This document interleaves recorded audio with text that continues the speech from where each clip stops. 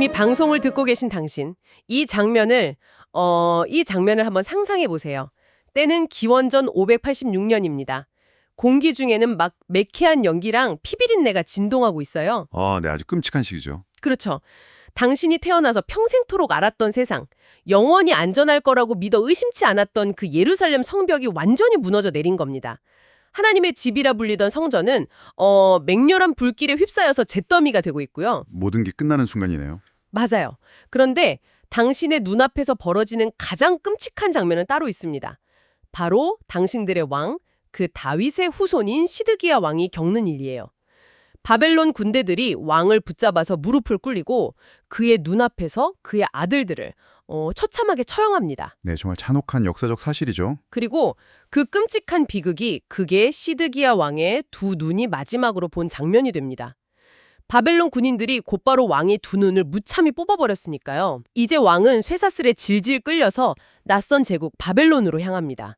그리고 당신 역시 그 포로들의 행렬 속에 묶여있는 거예요. 그 순간 포로들이 느꼈을 감정은 상상조차 하기 힘드네요. 네, 진짜 이 순간 당신의 머릿속을 맴도는 질문은 도대체 무엇일까요? 아마도 극심한 공포는 당연하고요. 세상의 근간이 완전히 무너지는 듯한 일종의 거대한 신학적인 붕괴를 경험했을 겁니다. 왜냐하면 고대 근동사회에서 한 국가의 패배는 곧 그 국가가 섬기는 신의 패배니까요. 맞습니다.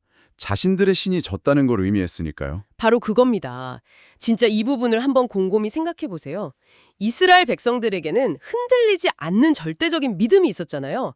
사무엘하 7장에서 하나님이 다윗에게 직접 하신 그 위대한 언약 말입니다. 네, 영원한 왕조에 대한 약속이죠. 네, 내 집과 내 나라가 내 앞에서 영원히 보존되고 내 왕위가 영원히 견고하리라.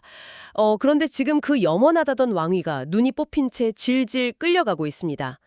다윗을 향한 하나님의 약속은 완전히 실패한 걸까요? 그 딜레마가 핵심이죠. 여호와 하나님이 저 바벨론의 신 마르둑보다 약한 걸까요? 아니면 이 모든 참상이 우리가 무언가 단단히 잘못했기 때문에 벌어진 걸까요? 방금 묘사하신 그 기원전 586년의 참상, 우리가 흔히 바벨론 유배, 익사일이라고 부르는 이 사건은 단순한 전쟁의 패배가 아니었습니다. 이스라엘 역사상 가장 거대한 집단적 대참사였죠. 완전한 국가적 멸망이었으니까요. 네, 살아남은 사람들은 물리적인 고통과 노예 생활뿐만 아니라 자신들의 세계관이 철저히 박살나는 경험을 해야만 했습니다.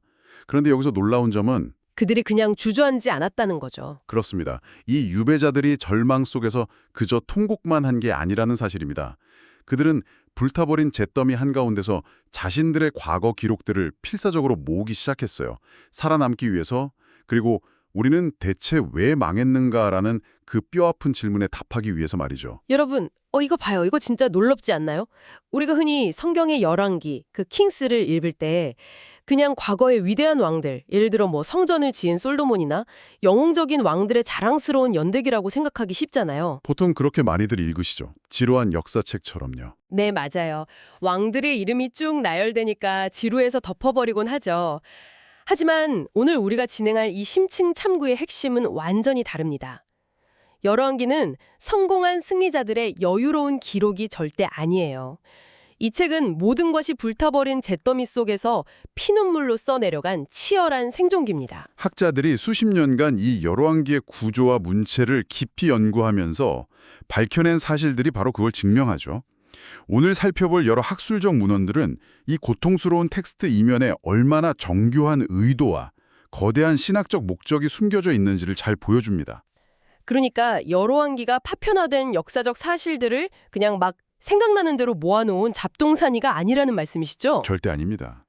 그렇다면 그들이 도대체 이 방대한 역사를 어떻게 하나의 이야기로 엮어냈을까요? 멸망의 원인을 찾기 위해서 어떤 기준을 사용했는지 묻지 않을 수가 없는데요. 그 독일의 학자 마틴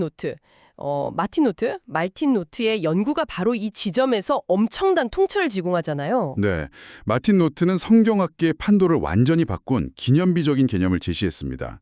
바로 신명기적 역사, 영어로는 듀토로노미스틱 히스토리라는 개념이죠. 아, 신명기적 역사요. 이름이 좀 어려운데 이게 정확히 뭔가요? 노트는 신명기, 여호수아, 사사기, 사무엘 상하, 그리고 열왕기 상하에 이르는 아주 긴 이야기들을 면밀히 분석했습니다. 그 결과 이 책들이 각기 다른 시대의 무작위로 쓰인 게 아니라 하나의 렌즈를 공유하고 있다는 거군요. 맞습니다. 특정한 문체와 신학적 관점을 공유하고 있다는 걸 발견한 거죠. 노트는 바벨론 포로기 한가운데서 활동했던 단일한 저자 혹은 편집자가 이 거대한 역사서를 하나로 묶어냈다고 주장했습니다. 잠깐만요. 편집자가 그 긴 역사를 하나로 묶어낼 때 분명히 어떤 특정한 관점, 그러니까 아까 말씀하신 신명기, 도테로놈이라는 렌즈를 사용했다는 말씀이신데 그걸 구체적으로 우리가 텍스트에서 어떻게 확인할 수 있죠? 텍스트에 반복적으로 등장하는 패턴과 언어를 보면 아주 명확해집니다. 이 편집자는 왕들을 평가할 때 그들의 정치적 업적이나 경제적 부흥을 기준으로 삼지 않았어요. 왕들이 돈을 얼마나 많이 벌었나, 땅을 얼마나 넓혔나 이런 건 전혀 관심이 없었다? 네, 전혀요. 오직 신명기에 기록된 모세의 율법, 그 아주 엄격한 인과응도적 공식, 일종의 퀴드 프로 코, 신앙만을 유일한 잣대로 사용했죠. 아, 그러니까 하나님의 언약에 순종하면 축복과 생명을 얻고 우상을 숭배하며 불순종하면 저주와 죽음을 맞이한다는 그 공식 말씀이시죠? 정확합니다. 아주 차갑고 명확한 공식이죠. 열왕기라 읽다 보면 여호와 보시기에 악을 행하여 혹은 다윗의 길로 행하여 같은 평가가 기계적으로 계속 반복되잖아요. 이게 바로 그 신명기적 렌즈의 흔적입니다. 와, 율법에 순종하면 비가 내리고 불순종하면 가뭄이 온다는 아주 깔끔한 공식이네요. 그렇다면 노트의 주장에 따르면 이 열왕기는 바벨론에 끌려간 이스라엘 백성들이 자신들의 국가 멸망을 아주 냉철하게 분석한 원인 분석 보고서 혹은 국가 부검 보고서 같은 거네요. 네, 일종의 부검 보고서라는 표현이 아주 적절합니다. 우리가 망한 이유는 여호와 하나님이 마르둑보다 약해서가 아니라 우리의 왕들이 대대로 하나님을 배신하고 우상을 숭배해서 공의로운 심판을 받은 것이다. 이렇게 멸망의 원인을 철저히 자기 자신들의 죄악에서 찾은 거군요. 그렇습니다. 바벨론의 신이 강해서 우리가 진 게 아니라 이스라엘의 하나님이 자신의 언약대로 공의롭게 심판하셨다는 것을 증명함으로써 오히려 여호와 신앙을 지켜내려 했던 아주 눈물겨운 작업이었던 셈이죠. 근데요, 이거 진짜 여기서부터 이야기가 엄청 흥미로워집니다. 만약 노트의 말대로 열왕기 전체가 바벨론 포로기라는 끔찍한 절망의 한가운데서 우리가 죄를 지어서 망했다고 반성하려고 쓰인 책이라면 약간 앞뒤가 안 맞는 부분이 생기거든요. 어떤 부분이죠? 책을 쭉 읽다 보면 유독 한 시대, 그러니까 요시야 왕 시대를 묘사할 때는 분위기가 완전히 달라요. 너무 막 벅찬 희망과 찬양으로 가득 차 있잖아요. 절망에 빠진 포로가 다 썼다고 보기엔 문맥이 너무 확 튀지 않나요? 아주 예리한 지적입니다. 바로 텍스트의 모순적인 성질 때문에 하버드 학파를 이끈 프랭크 무어 크로스의 이론이 등장하게 되죠. 크로스요? 드디어 반전이 나오는군요. 네, 크로스는 단일 편집자를 주장한 노트의 이론을 넘어서 이른바 이중 편집설, 더블 리덕션 티어리를 제안합니다. 크로스가 보기에 텍스트 안에는 서로 심하게 충돌하는 두 가지 목소리가 섞여 있었던 겁니다. 충돌하는 두 목소리요? 네, 그래서 그는 이 책이 포로기 이전과 이후 이렇게 두 번에 걸쳐서 대대적으로 편집되었다고 분석했어요. 아하, 두 번의 편집. 그러니까 첫 번째 에디션이 따로 있었다는 거군요. 그렇습니다. 첫 번째 에디션, 흔히 DTR1이라고 부르는 이 버전은 나라가 망하기 전 아주 희망에 차 있었던 요시야 왕 시대에 쓰였다고 봅니다. 요시야 왕.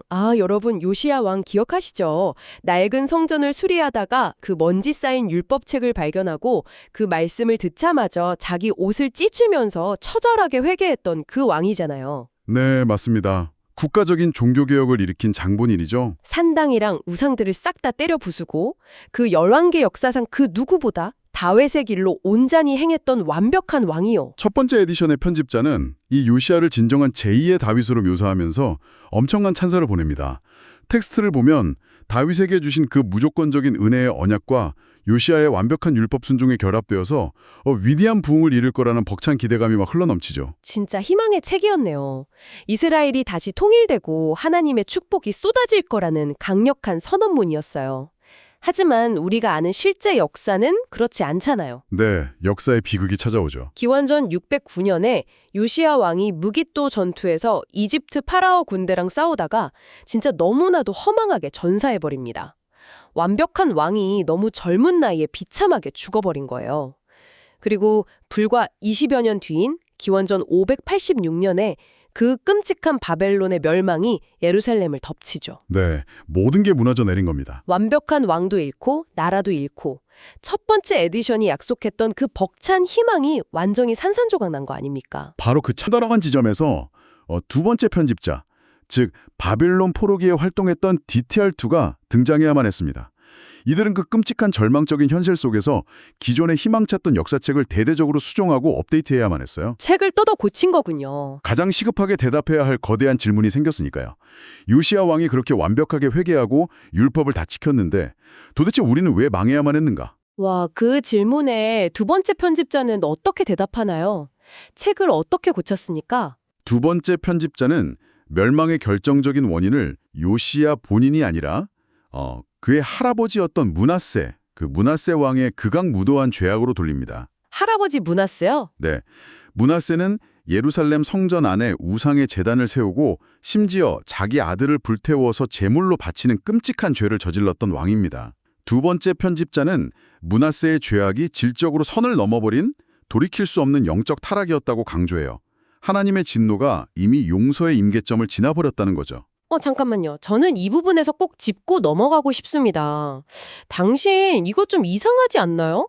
손자인 요시야가 그렇게 완벽하게 회개하고 종교개혁을 싹 다 해냈는데 너희가 망한 건 다 저기 이미 죽은 할아버지 므낫세 때문이야 라고 말하는 거잖아요. 그렇게 들릴 수 있죠. 이거 현대를 살아가는 우리 입장에서는 되게 비겁한 변명 아닙니까? 희망찬 공식이 깨져버리니까 그냥 다 므낫세 탓으로 돌려버리는 희생양 만들기처럼 들리거든요. 고대 이스라엘 사람들은 진짜 이 억지스러운 논리를 받아들였을까요? 현대의 개인주의적인 관점에서 보면 분명히 억울하고 부당하게 느껴질 수 있습니다. 하지만 고대인들의 세계관에는 세대를 넘어서 공동체 전체가 하나로 묶여 있다는 일종의 연대 책임 개념이 아주 강하게 자리 잡고 있었어요. 아, 공동체 전체의 책임이요? 게다가 므낫세의 통치 기간이 무려 55년이었습니다. 남유다 역사상 가장 길었죠. 반세기 넘게 사회 시스템 전체에 뼛속깊이 뿌리내린 우상 숭배와 폭력의 잔재는 요시야 혼자서 몇 년 동안 겉면의 우상을 좀 부순다고 해서 쉽게 정화될 수 있는 수준이 아니었던 겁니다. 아하, 죄의 관성이라는 거군요. 맞습니다. 편집자는 므낫세라는 인물을 통해서 이스라엘 공동체 전체에 깊게 병들어버린 죄의 관성이 얼마나 무섭고 파괴적인지를 텍스트에 덧칠한 것입니다. 그렇군요. 죄의 뿌리가 요시야의 그 엄청난 회개조차 덮어버릴 만큼 깊었다는 거네요. 자, 하지만 여기서 모든 상황을 관통하는 더 깊은 통찰이 남아 있습니다. 결국 요시야 왕 시대의 첫 번째 에디션과 포로기의 절망적인 두 번째 에디션이 한 권의 책 안에서 막 부딪히고 있다는 건데 네, 그게 핵심이죠. 이건 정말 중요한 신학적 모순을 만들어냅니다. 처음에 우리가 신명기의 공식이 순종하면 축복, 불순종하면 저주라고 했잖아요. 그랬죠. 그런데 요시야는 그 어떤 왕보다 완벽하게 율법에 순종했습니다. 열왕기 기자가 요시야 전에도 후에도 그와 같이 마음과 뜻을 다하여 여호와를 향한 왕이 없었다고 막 극찬을 할 정도였어요. 그런데도 하나님은 멸망을 막아주지 않으셨습니다. 비극적인 결과죠. 이 말은 곧 윤리적 인과응보의 공식이 와장창 깨져버렸다는 뜻입니다.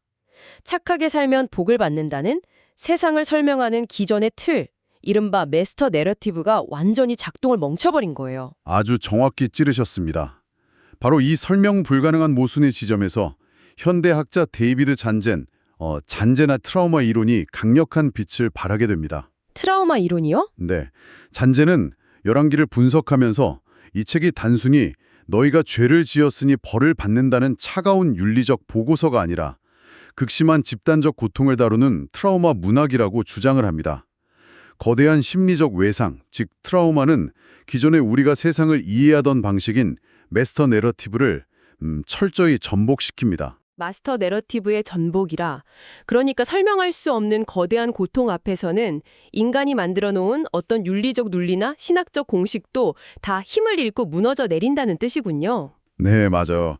요시야의 그 완벽한 회개조차 멸망을 막지 못했다는 부조리, 그리고 정작 죄를 지은 므낫세 시대의 사람들은 아주 평안하게 천수를 누리다가 죽었는데 왜 율법을 지키며 회개한 요시야 시대와 그 이후의 사람들이 이 끔찍한 고통을 다 뒤집어 써야 하는가? 진짜 억울하잖아요. 이 텍스트에 나타나는 깊은 모순과 설명의 공백은 열왕기 편집자의 논리력이 부족해서 생긴 실수가 절대 아닙니다.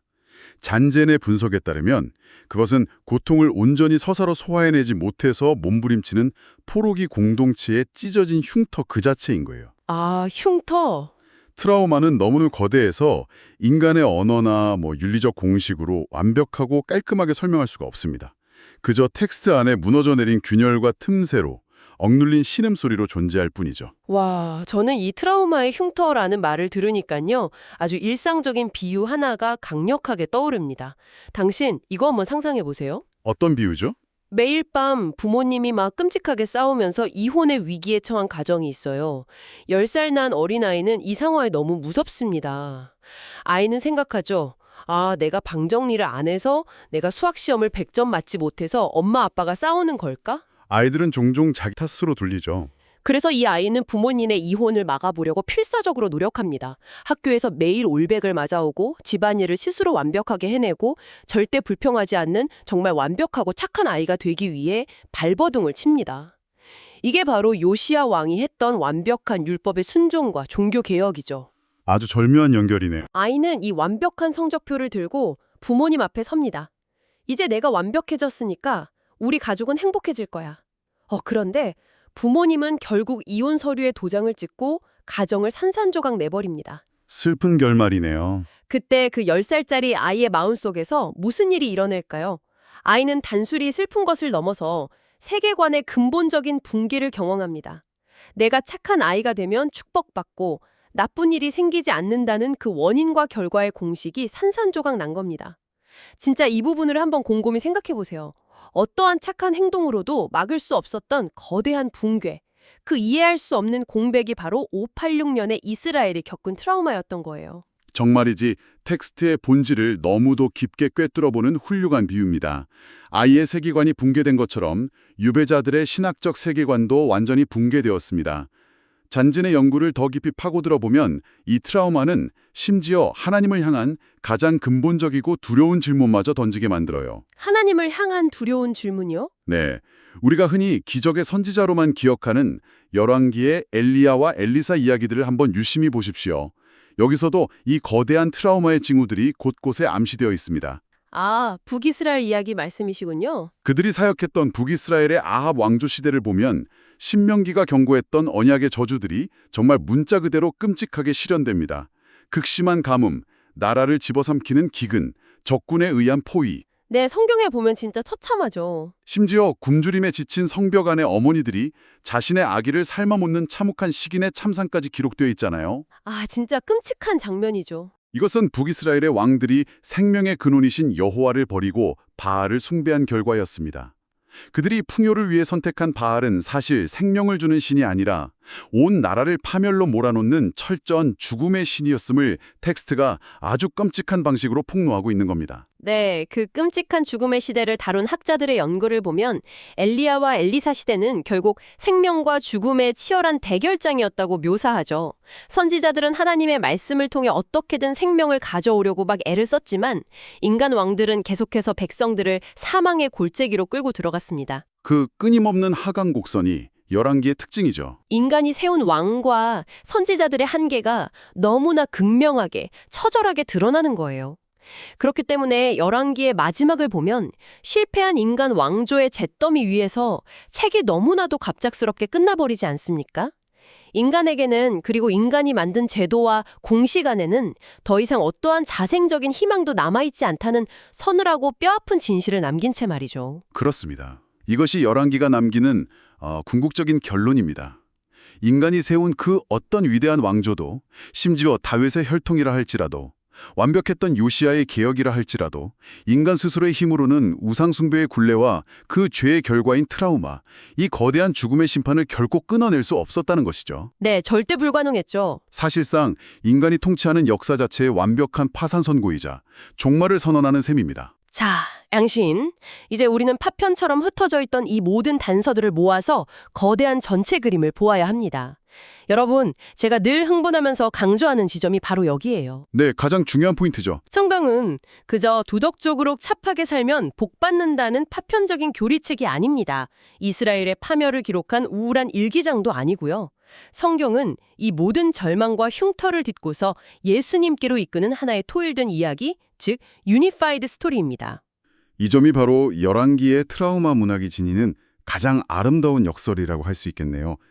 인간왕들의 참담한 실패, 그리고 요시야처럼 가장 완벽했던 인간의 회개마저도 극복해내지 못한 그 깊은 트라우마와 죽음의 역사는 텍스트 안에 도저히 채워지지 않는 거대한 공백을 뻥 뚫어 놓았습니다. 채워지지 않는 거대한 공백. 예.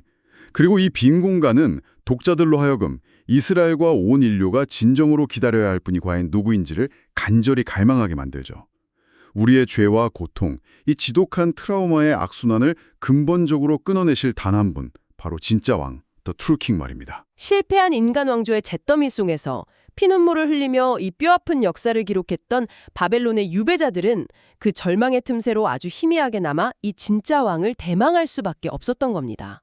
정말 놀라운 문학적, 신학적 설계죠. 이제 오늘 우리의 심층 탐구를 마무리하면서 이 이야기를 듣고 있는 당신의 마음을 향해 새롭고 묵직한 질문을 하나 던지고 싶습니다. 진짜 이 부분을 한번 곰곰이 생각해 보세요. 네, 아주 중요한 질문이 될 것 같네요. 다윗의 자손으로 오신 참된 왕 예수 그리스도를 생각해 보십시오.